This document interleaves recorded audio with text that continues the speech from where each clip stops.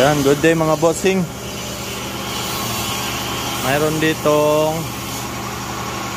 DA65T. Napakaganda nito mga boss. 4x4 manual transmission. Final check up na kasi pupunta na ito ng display center. Kaya hatid na ito. So ito, umaandar ito ngayon mga boss. At siyempre, napakalamig ng aircon niya. Ang gandahan nito mga boss, napakaganda ng suspension ng DA65.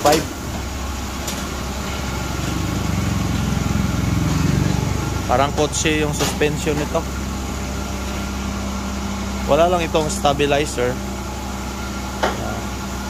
So ang kulang na lang nito mudguard. Mudguard na lang mga boss. At saka washing syempre. Galing ito ng test drive. Abang-abang na lang nito mga boss sa display.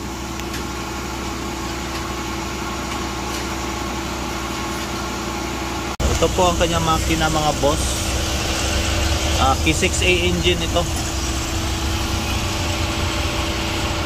Parang same engine ng mga DA64 series na minivan.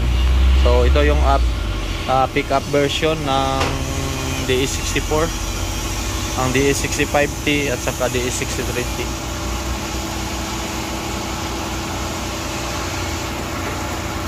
So tawag lang mga boss sa mga interesado nito.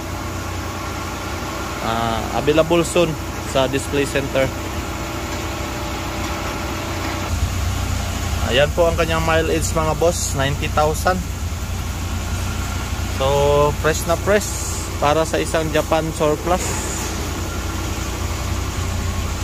Lamig talaga ng aircon niya, oh. Grabe. So PM mga boss or tawag sa aking number sa mga interesado nito. Ganito.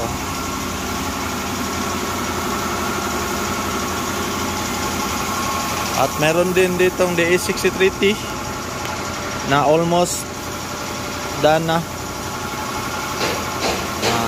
So ayan, windshield at saka tint at saka canopy na lang ang kulang nito. So tapos na itong pintura. Tapos na sa pintura. Ayan, nakintab na siya. Siyempre brand new na mags and tire. Naka-mud terrain yung gulong mga boss. So kulang na lang nito accessories.